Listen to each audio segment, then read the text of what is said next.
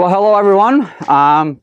Welcome to the Fish 307 Ice Fishing Demo Days Open House. This is something we started like about 7 years ago, and about 7 years ago, the ice fishing industry is beginning to change. If anybody recalls, you go back 10, 12 years ago, it was a lot of sitting on buckets and just sitting and waiting and waiting and waiting and catching fish, and maybe guys are sitting in their shelters and not catching fish, and beginning to expand and use electronics more, and Vexilar and Markham and Humminbird, they are all making advances in their electronics and fine-tuning and becoming to what they are today.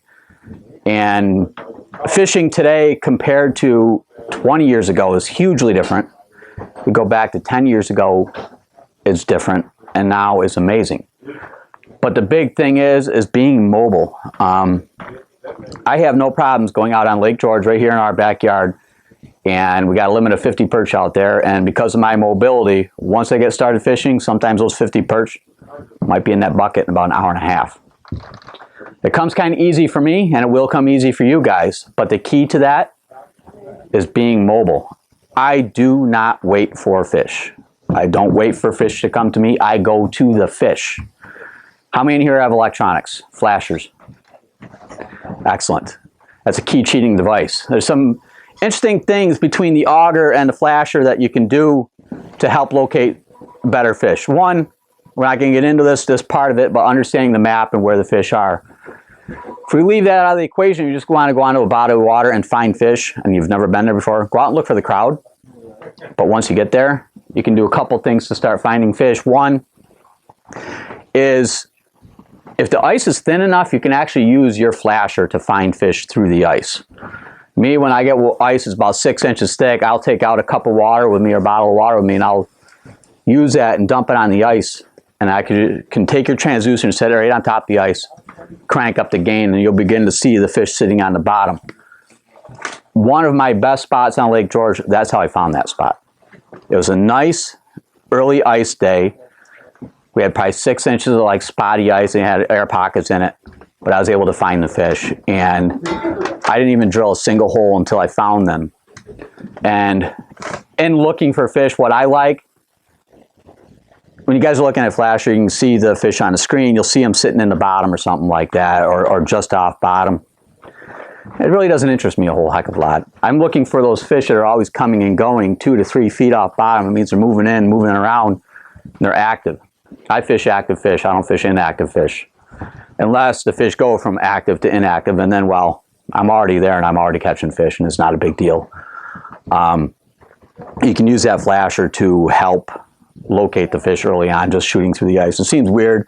If you don't even have a cup of water, you can spit on your fingertips and rub it on the ice real quick and get that little water pocket sitting on there. You can shoot right through. It's kind of a weird technique to do, but it works very well.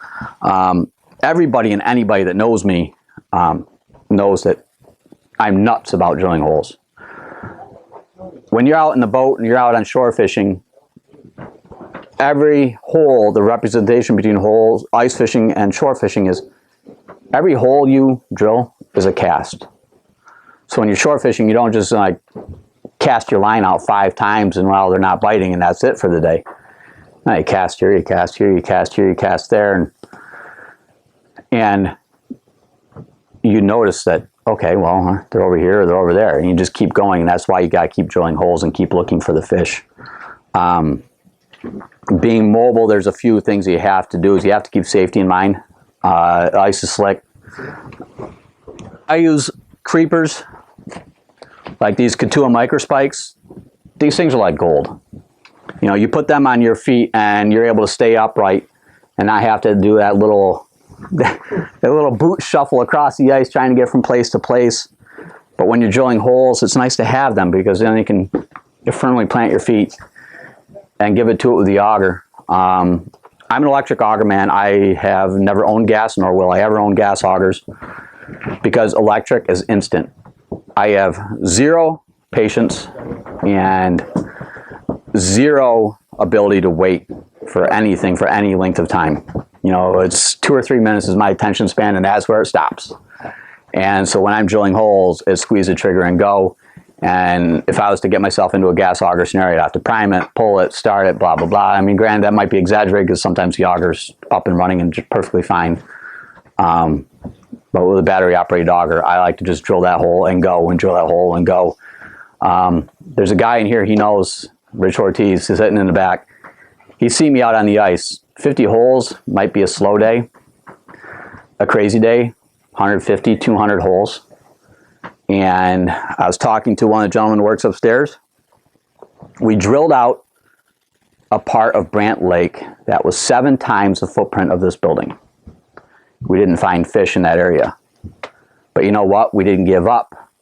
At the end of the day, we found a fish in an area the size of this table in front of me. And him and I alternated 2 holes, 1 foot apart, boom, boom, boom, boom, boom, caught our fish at the end of the day. But all those holes that we drilled, we never waited on. We never waited for the fish to come in, because in Brant Lake, the fish were mobile. They were swimming around and they're always roaming. We didn't want to look for those roaming fish. We wanted to find out where they're hanging out and find out where they're staging up, and that was what we did. And if you go upstairs and ask him, it was probably one of our most memorable days on the ice, because we just did not wait. And he likes to wait, and he's like, well, after that, I'm not waiting anymore. It seems crazy, doesn't it, to just always move, right? It seems like, oh, I just want to go out and relax and have a seat and catch some fish. I do too, but if I do that, it's because I've already found a fish. I have a waypoint on the lake that, I don't know, it's probably the size of this area I'm sitting in here, and there's always fish there. They've been fish there for 20 years, and they're probably still there right now as we're sitting here. So there I can plop my shelter down and sit and catch fish all day long. But it took years of looking and exploring to get to that point. I use shelters, but also I use clothing. You know, like this Striker ice suit. This is like such a key to mobility nowadays. You know, this thing is incredibly warm, regardless of the weather temperatures out. I'm always warm, I'm always comfortable in it, but it's got like nice knees on it. And so I can get right down and kneel down next to a hole, even on a windy day, to protect my rod tip and keep me into catching fish. It's about always realizing, and in my mind, I'm always realizing that, back in my mind, I got this little clock counting down, like, all right, well, I need to catch these fish in this amount of time. And as I'm doing stuff, I'm wasting time off that clock, because all I want to do is catch fish. And the quicker I get to those fish, the more I'm just like, all right, I'm going to sit and enjoy the rest of my day. It's always fun through that whole search, but I work very fast just to get to them. Looking for fish, like let's say I do find some fish and I find a spot where I like. Before electronics, you might sit there and you try this one jig, you know, like a spoon. Like these VMC spoons here, I would try that spoon and get it down there quick so it get down to the bottom fast. And wouldn't catch anything on that. And so I would switch to something else and not catch anything on that. And I would switch to something else and not catch anything on that. And here I am, just trying different lures and not knowing even if there was fish there. And I'm just spending more time. And it's part of the thing for me at the time was feeding my family. I'd be out there catching fish to put food on the table too. So it's like the more time I waste not catching fish, the less time I'm putting food on the table. So I was always out wanting to go against that. And by staying mobile and just always looking, I find I'm spending more time catching fish now than I am looking for fish. Because I get to a spot, and if they're there, I drop down. And if I catch a fish within 2 to 3 minutes of being in a hole, I will stay longer to see if I can catch another fish. But if I go greater than 5 minutes and not catching a fish in a hole, that hole's gone. And I'm not to go back to that hole again. And I will drill to another hole. Perch in Lake George, and I talk a lot about Lake George because, well, it's the home body of water. It's the biggest body of water we have around here, and it's an extremely amazing, great resource, and the fishing is second to none. Some of the guys will talk about small fish, you know, catching small perch. Well, the fish kind of segregate a little bit in that lake. Little fish will sit over here, the big fish will sit over here, and if you're on little fish, yet again, you got to be mobile. Don't keep catching those little fish just because you're catching them. Start working your way away from them, and then when you get into a bigger fish, try there for a little bit. But if the frequency between catches is fairly long, move a little bit more until your frequency and your catch rate starts to increase, because you're getting from where the larger fish are. You might have been at the edge of where that group of larger fish are. You want to find the center. You want to find the epicenter of all the feeding and all the activity. It's really, it sounds a lot, doesn't it? It sounds like a lot of movement. It sounds crazy to do this, but it's not. It's all in the art of going out and catching fish and having a good time. And those that I take with me and those that have been near me fishing all have had a great time doing it, because they're just out there catching fish. And it becomes to be so much fun when everybody around me is catching fish.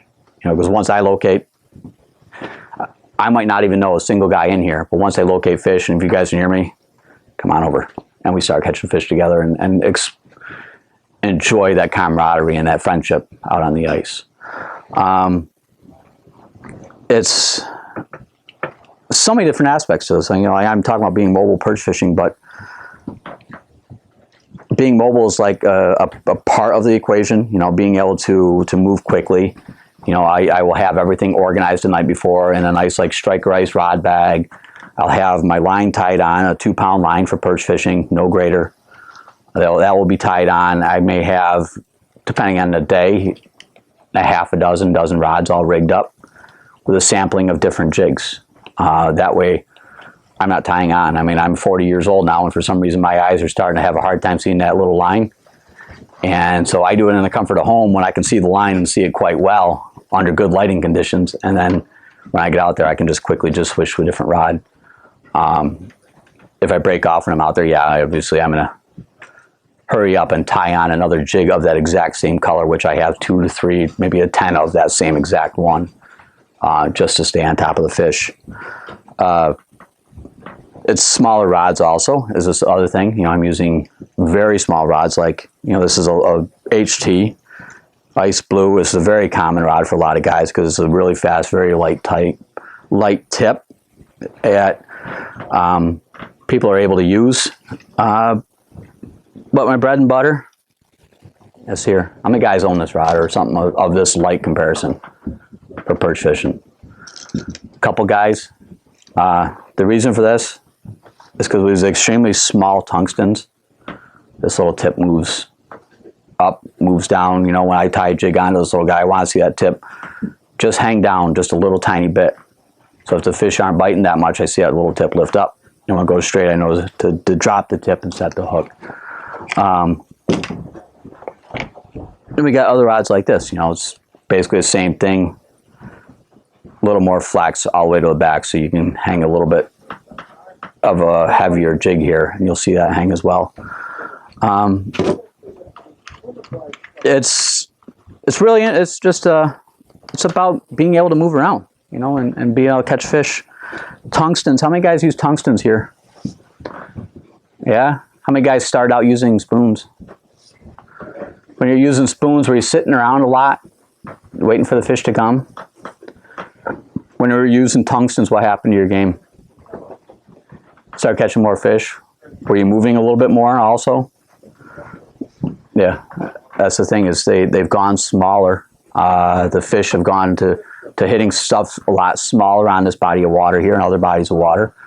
But those smaller jigs lend you to be able to get down, smaller, heavier jigs lend you to be able to get down really quick and get down there and get right in front of their mouth and get in front of their face and see what they want to hit. The big spoons are good for like a general locator, you know, but you're looking for really active fish. And the fish aren't super active, and the weather isn't always a nice low pressure system coming in tomorrow, and you're out there this afternoon and it's the ideal conditions for the bite. You know, you're never out there in the ideals. You're always out there in different weather conditions. And that's why you're always going to be looking around. So any questions so far? Yeah, you were talking about, you know, finding spots, okay? And I call it finding the spot on the spot. Yes. Okay. What do you see? What do you see down there that's different? Well, I know it's like different places that you go, but most of the things that you see, that why that spot is different than other spots. Well, finding the spot on the spot is interesting. For one, to find a spot, you're looking at a map, and key places I like to fish. is like a little funnel point where you got deep water out behind me, and like picture like me sitting in the hull of a boat right now, and you got that nice little funnel, and you got that V of the boat right here. As it begins to go up and flatten out, and you get up to near the gunnels of the boat, and that, if you can visualize how that picture is, as you get into that flattened part, that's where I like to fish. So I always look for that on a map. But then I go a little bit left of that, or I go a little bit right of that, or I drop down in. Perch fishing, 32 to 36 feet is where I fish. That's the numbers I fish, and I very seldom fish outside of that on Lake George, unless it's like a good year where we got ice. It's like really, really into late March, and I can get into the shallows like 15 feet. I fish for that. And we've had a few of those nice, really good days a few years ago. But the spot on a spot, some of those things I found just by camera usage. So if you have a camera and you find a spot where, well, geez, you know, I'm doing pretty good here, it doesn't hurt to drop the camera down, take a look around and find out why. And then you're beginning to learn a little bit more about that particular area. Like my area, for example, that I fish, I dropped the camera down in there maybe 10 years ago, and I saw the amount of grass that was down there and the amount of food that was there and the amount of shrimp that was in that area, and that's why they were in that area. But I was right smack dab dead center in the middle of that trough where it came up out of like, I think 80 feet of water, and I was up on 36 feet and it flattened out. But right in that one spot, a little bit of grass on one side, a little bit of grass on the left, and right in the middle where I was, there's just a ton of grass, 3 to 6 feet high. And you're looking at that sandgrass on George, right? Yeah, yeah.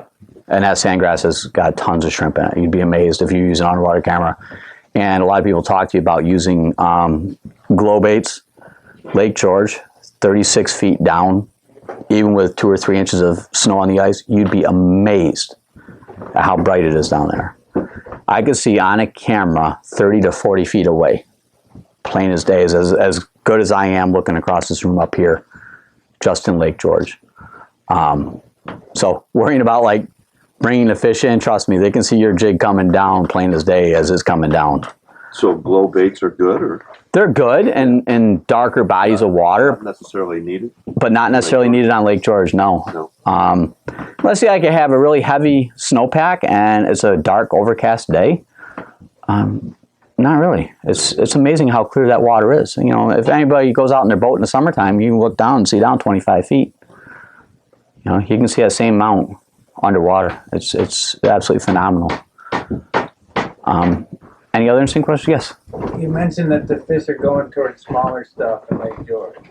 All of my buddies have been complaining for 20 years. Like, what, they get educated? They won't bite a big old Swedish pimple anymore and stuff? Is there any guess as to, there's just no minnows to bite on? Well, yeah, I mean, here's the general practice of what I've seen is back that, 15, 20 years ago, what was the common things out there? Swedish pimples, Big old Swedish Haleys, and dropper flies on them. Everybody's always hitting them towards that, and they got seeing the same old. Well, now we got so many different options available. All these nice little tungstens, nice little tungsten jigs. We got all kinds of plastics that we didn't have available, and so, like in Lake George, probably hands down, and 3 of the guys upstairs will tell you, this little crabby. You put this thing on any given tungsten, and you are going to catch perch. It's amazing because those fish actually eat lots of little crabs in that lake. And you take another one like this one here. This is the little mousy. This color here, they hit that like crazy. And the other one is like an eggy, which is here. That's another one they hit. So the reason why they've gone to that is because they've seen it. They've been browbeaten. They have been trained. Yeah, they were just seeing that same old repetitive nonsense. And until you break that trend, you're not going to get a chance to experience that different fishing that is available out there.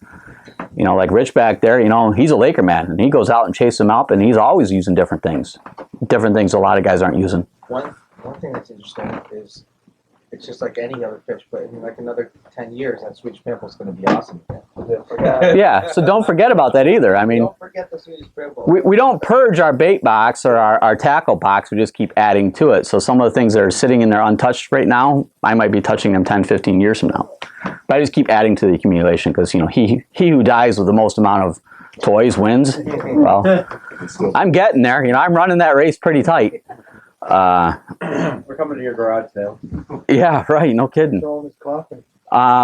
Yeah, probably will be too.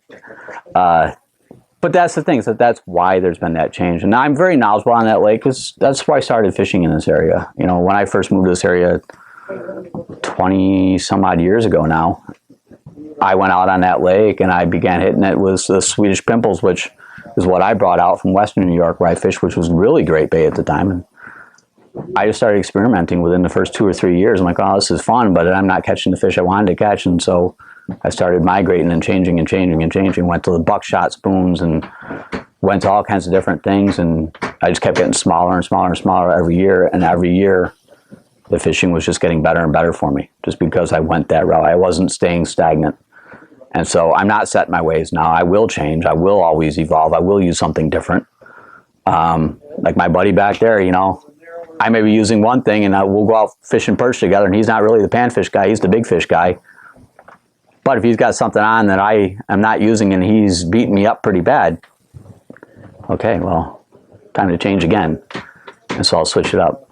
are you a plastics only guy? I'm not. I'm a fish only guy. Well, I will use whatever they want at the time. I start out with a lot of plastics. These plastics I showed you, these are always my go-tos. But if they're not after them and they're not super aggressive, nothing beats a good old mousey or a maggot or a spike, whatever you want to call them, and a little tiny tungsten. You know, I let the fish tell me what they want that day. I can go all the way, you know, down to different size plastics and smaller plastics and things like that, but if they're not hitting on it, then I'm going to revert back to that. And trust me, I go out there with every bit of ammunition you could imagine. I take out colored spikes. I take out non-colored spikes. I take out the plastics that are in little containers like Berkeley type stuff. I take out lots of different things when I go out. I use everything possible. And that's what I do. But yes, I'm not just strictly plastics. I'm strictly a catching fish guy. Have you ever gotten into a bloodworm fight on George? Not really. No. No. Not yet. But Okay. I have in Oneida Lake and other lakes like that, which, you know, it's a heavy bait for them out there. Anything else? what do you feel about spring bobbers? I don't. I like a nice, good, well-manufactured soft tip rod. I like my rod tip. They have a slight bend to it when I have my lure on there. You know, it's all the different rods I have. They each have a different purpose, and you know, the rod tip's got to bend just a little bit, just that little tiny bit when I have a lure on, because that little bit will tell me if fish comes up, fish goes down. That'll tell me if there's a fish there. There's a purpose for them, yeah. I mean, the spring bobbers are great, especially like a very, very difficult negative bite where they're just lifting up on it. But personally, no, I do not. I just use one of the many different rods that I have available based on the lure size I'm using. But spring bobbers are nice. I just haven't really gotten into them. But the same principle applies there. Adjust your spring bobber so you got just that little bit of tension on it, where you see a little tiny bit of bend, and any bit of up or down movement on it will help give you that indication of a fish. I see you use a lot of spinning reels. Yeah. Okay. Any tricks to make sure that your spinning reel doesn't cause your Line twist? line twist, and and basically what happens is that since you're fishing the tungsten weights, that it doesn't spin around. Yeah, well, I use spinning reels for one thing is I just like them and I've always done them. Two is the way I hold the rod. I always hold my rod like this. So I'm doing my typical, I drink too much coffee shake. That's my jigging motion. But to get away from that, I always stretch my line. You know, once I get to a spot and I get to an idea of the depth I'm fishing, after I drop that lure down, I'll pull it back up and I'll slowly stretch it between my fingertips. I'm also a fly fisherman. I'm just used to stretching my tippet anyways. So for me, I just stretch that line right between my fingertips to reduce that line spin. You use only 2-pound test. Yeah. Not 3, not 4. Not 3, not 4, not 6, not 8. Plural or No, it's Cortland has a nice line up there, a nice 2-pound camouflage ice line. but also that nice Berkeley ice line, 2 pound. You know, I've always done well. And remember, you know, you're not landing that lake trout or that largemouth bass where you got to grab your rod and go clean over the back of your head and run down the ice 10 feet to set the fish, you know. And sometimes all it takes is just this little bit of movement to set the hook, especially this nice sharp lures there. You know, nice good hooks. You don't have to have super hard. I can bring them in pretty quick, but also that little line has a lot to do with the flex of the rod that I have. You know, I'm not using a heavy rod at all. It's everything I use is ultralight or lighter. You know, if I was using a stiffer rod, yeah, that would give me a chance of a broken line, you know, but I don't go that route.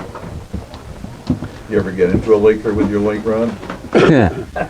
I have. Got a 2 pound line? Oh, yeah. You can land a lake trout with 2 pound lines. As a matter of fact, I don't know how many years ago this was, but I took some woman out on Lake George. She has been out there many times, and was wanting to learn how to catch some fish, so I offered to take her out once, and she's like trying everything in her tackle box to catch fish, and she wasn't accepting any of my gifts. I'm like, here, try this, try that.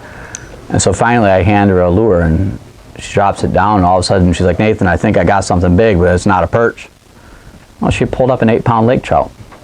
So just turn your drag back a little bit, loosen it up. This is, we got all day. I mean, it's noon. We got plenty of sunlight. And she landed that fish. She just took her time with it, you know, and when she got to the hole, it was good and tired, and she probably will never forget that day, and I will never forget that day. It was amazing. But yeah, you can land a big fish on light line. There's a guy out in Wisconsin. He was recently, well, I think recently, it's fall. He was catching muskie, I think it was muskie, on light line on a ice fishing rod out of his boat. Just took his time. You know, it's all in how well you handle the fish and handle that drag. You know. I know every day is different, and you get all the different full tackle box and colors and everything, but favorite color for Lake George, go to? Favorite last 2 years? This one. Pink and white. White bottom, pink top, last 2 years. I figured that out because Tony and I were out on Lake George. Tony's another guy that works here, and I was catching fish like crazy on them, and he wasn't. And I gave him one. Next thing you know, he caught fish like crazy, and his 2 uncles, and I think 3 or 4 other guys were 30 feet away from us, and they weren't catching anything. It's just like one of the weird things. But yeah, pink and white was the color for the last 2 years. Now, this year might be something different, but I'll find out because I got every color combination known to mankind. So it's just a matter of finding out what they want this year. Because this year we will have ice. We will have good ice this year. Unlike last year, I had 3 days of ice fishing on Lake George. And 3 days of very marginal ice where I should or should not have been out there, but I was anyways. Just because I was taking the right safety precautions to know that if I go out, I got to come back. And I did. Because, well, I'm here to talk about it. But hot colors, but the key thing is I'm always out and I'm always catching fish. It's because I'm always moving. Especially like that day on Brant Lake, you know, the gentleman upstairs, him and I had finished fishing after I think like 6 hours of fishing on that lake, because we were exploring. We wanted to find out where the fish were. We knew where there was some good fish, but we wanted to explore. And to end our day in an area the size of this table with the 2 of us 2 feet apart and catching 50 fish between the 2 of us in 20 minutes. We got to that point because we were always moving and we didn't give up. And we killed 2 ion batteries that day. We meaning primarily I. I let him drill the second hole next to me, but that's what happened there. When you say you're always moving and you're mobile, are you guys mostly walking around? I'm a walker. I'm just an ordinary Joe. I don't have a machine. I don't have any means of getting around. It's Shoe Leather Express. I don't travel with a ton of gear. You know, I travel with my flip over shelter because if it gets super windy, I like to control my environment around me, and I will drop that shelter down so I don't have the wind blowing and acting upon my line and and interfering in my bite. Yeah, take out a nice ion auger and take out just what I need for that day. I mean, I have a lot of lures, but I have an idea before I even hit the ice what I want to take out with me. And I only take out what I plan on using that day. I don't take out the whole arsenal, because trust me, the whole arsenal is more than me and you are going to drag out there together. You know, so it's all walking. And some of my spots are probably a 1.5 mile walk from shore. You know, my favorite spot is 1.25 miles from shore. Any tricks with your sled, Nathan, to make it more slick on the snow? No, the only trick I do is I actually built this little base with 2 downhill skis, and the sled sits on top of that. And it's just 2 downhill skis mounted on 2 pieces of 2x4 and a little 4-inch rise off it. And my ice fishing sled will come up and ride on top of that snow. And the first time I made something like that, I had my then 4-year-old sitting on the back of my sled, and I was towing him and the ice fishing sled and all my junk. Nice and light. Yeah, nice and light, and it was working out just fine. Usually you put those runners on your ice fishing sleds just to give you that lightened resistance, you know, because the more surface area you have dragging on the snow or dragging on the ice, the harder it is going to be to pull. So if you can reduce that that surface area that's on the ice, the lot easier it will be to pull. And have most of your weight in the back of your sled. You don't want to have it all in the front digging in on you. That helps me a lot. But those downhill skis, yeah.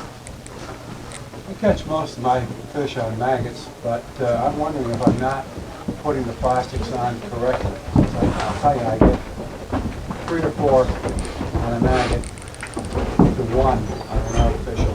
Yeah. And some guys, that's all they're using are artificial, and they're doing fine. Should they be level, or is there any secret or trick? Yeah, well, no, you should have an idea what your lure looks like when you drop it down. I mean, you don't want your line, which is right up here, and then your lure dangling down like that. You know, manipulate the knot on your lure, and then have your lure sitting more horizontal in the hole. And always check your lure right in the hole. You know, drop your lure down in the hole right in front of you, and check it right there. And then if it's looking horizontal, it's looking more realistic, then you know you got a good presentation. But on your little tungsten, if you've got that knot wrong, it's going to be hanging like this, and that could be part of the issue you have. You know, it's just knot placement. You know, when I tie a small tungsten on, I hold the tungsten between my fingers, and I got the hook point towards me, and I pull that line so the line actually touches the top of the hook point. So I know when I drop it in the water, it's going to lay almost flat again. Nathan, you were talking before when you first started about putting water out on the ice. Mm-hmm. Okay. Basically, I've done that, and sometimes with a lot of difficulty, trying to get my my Vexilar to, you know, read bottom through the ice. Any other tricks? Like, have you tried salt water or anything? No, just any little bit of water, but turn your gain way up. Okay. Yeah, turn your gain almost all the way to 10. You're going to see a lot of interference on there, but you know, if you've been using electronics for long enough, you're going to know that solid red area, that's bottom, and you look for that little fluctuation above it. But just turn your gain way, way up. You know, when you use your flasher through the hole, your gain's at maybe like a 2 or a 3. But if you're shooting through the ice, you're at a 10 easy. Back to the tungstens and the knot. Mm-hmm. Are you tying like if you have like a barrel knot, like you tie a fly on, or are you tying like with a circle so that it can? No, just to improve trialing. Just. You say improve trialing. Yeah, you just, you know, you got the 3 twists. You run your end of your line through the loop at the end, pull her tight. That's it. How about the circle though? Like he does. No loop knots, no, because then the lure is going to hang abnormal. It's not going to hang flat or whatever. You know, I like a nice solid connection. I don't like any fluctuation, no swivels, no snaps, no nothing. Direct tight knot right to the head of the eye on the lure. But you pull it so it makes. Yeah, I grab that line, I pull it so it touches the hook point. That sits right straight down the middle of that hook eye. Have you played much with scent? Only with lake trout.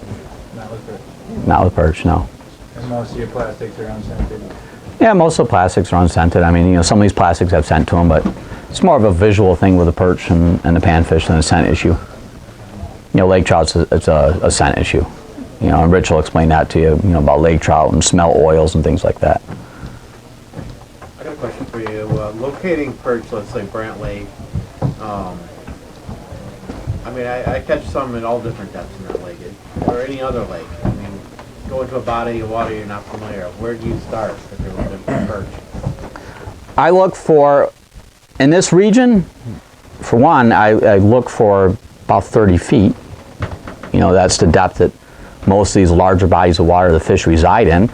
If the lake isn't that deep, I look for that contour change, that nice funnel where you got that deep water coming out, and then you got it to where it begins to flatten off, and I look for wider steps in that flattened area. And if you don't have, a map, just look at the shoreline and kind of see that you got like a valley coming down through here, and kind of envision that valley coming down into a lake. So you line yourself up with that and kind of picture in your mind how the lake was created. Do you think 30 feet is the magic depth once you get into March? Within this area, like Schroon Lake, Brant Lake, Lake George, some of these deeper lakes around here, but other lakes, like 22s, somewhere's in that neighborhood. And then shallower if we have ice at the end of March. Is there any real deep water you fish for perch? 36. That's the deepest. That's the deepest I go. Have you found a difference in recent years because of them taking out all the milfoil out of George? A No. difference in the way fish position themselves or anything like that? Not at all. Because the fish in Lake George, like my particular spot in Lake George, those fish stay in that particular GPS coordinate 365 days. They very seldom leave there. They'll leave there long enough to go spawn, and then they come right back. So I haven't seen any change in Lake George as far as the perch reactions go. And have you found any, like, I got experiences on George where I've found milfoil, okay, in certain parts of the lake. Yeah, That's down around 35 feet, yeah, 40 feet in there. Only in certain types of bottoms, yeah. okay, where I could get some marl on the bottom. And I found a lot of perch in that type of area too. No, I never had any experiences with that. Never found a spot like that yet. I guess I'll wait and see if I do find a spot like that. Mostly it's just like that grass, that sand grass. If you're on a 30-foot flat with nice clear water like that and you're searching for fish, how far do you go before you drill another hole? Most of my hole spacing is about 15 to 20 paces. And I do, radial patterns. I start here and I just start going in circles, 15 to 20 paces. And then once I do this immediate circle, then go out another 15 or 20 paces, and I cover the distance in between those holes. Yeah, it's about 20 paces, 15, 20, sometimes 10, depends on how they are. Because that's how far a fish will move, you're thinking?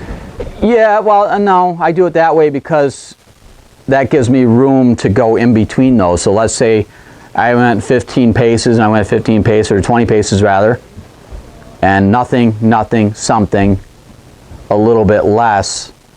So then I know that I have 10 paces to go between that one and the next one. So then I leave room to cover something in between. Because you don't want to super saturate an area when you're drilling holes, because then you're just wasting time and drilling unnecessary holes.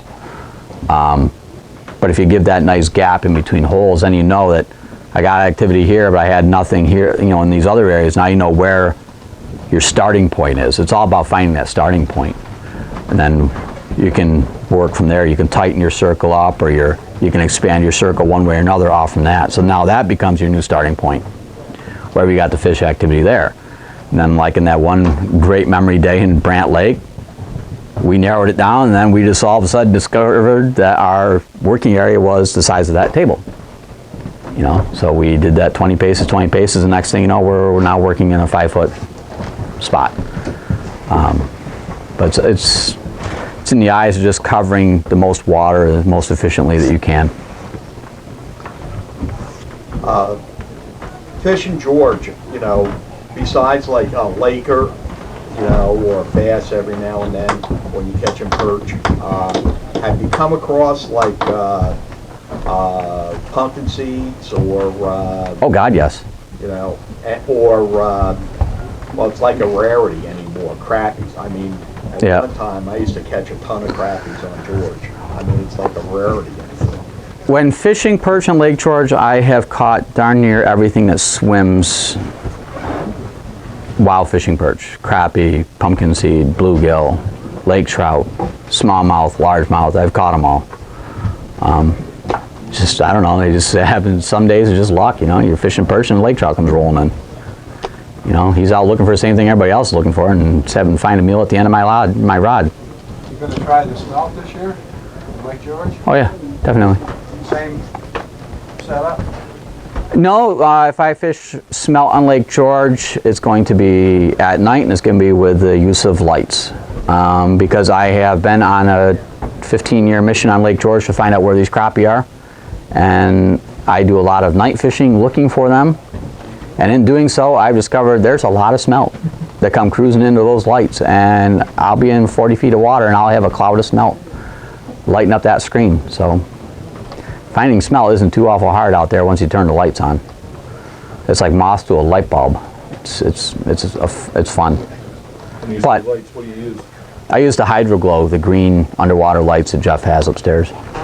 And yeah, smelt on Lake George. You know, if we're able to fish them this year, yeah, I'll be out there. I think it's 20, the limit's gonna be 20.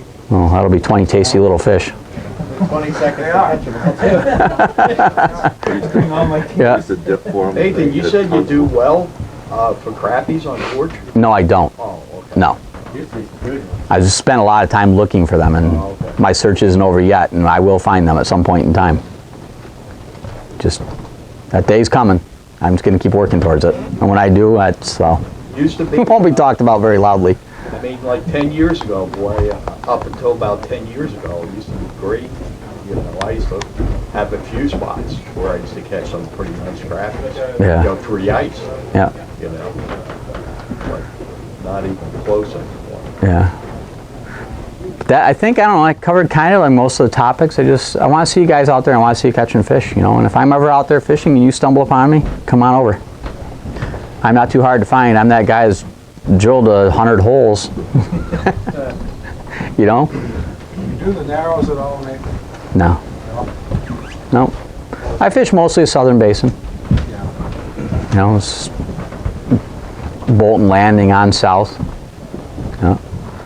Never had a need to go up there because all the fun I enjoy is right down the Southern Basin. I don't have a need to go there. Secondarily, I don't want to walk that far. You ever Go to South Bay on Champlain? Years ago I did. Yeah, I haven't been back since the tail end of the 90s. I think the last time I went to South Bay, I was able to drive my truck out there, and it was like 3.5 feet of ice. So it's been a few years since then. It wasn't last year. Well, cool. Thanks, everybody. I hope you catch more fish. You know, anytime you're out there, you know, don't hesitate to come find me and ask questions. Even fish with me. Fish in my holes. I'll use my lures and my rods. I've done it many a times, and it's not gonna be my last time. Okay, then tell us where you go. You know where I A go. long time ago. You had.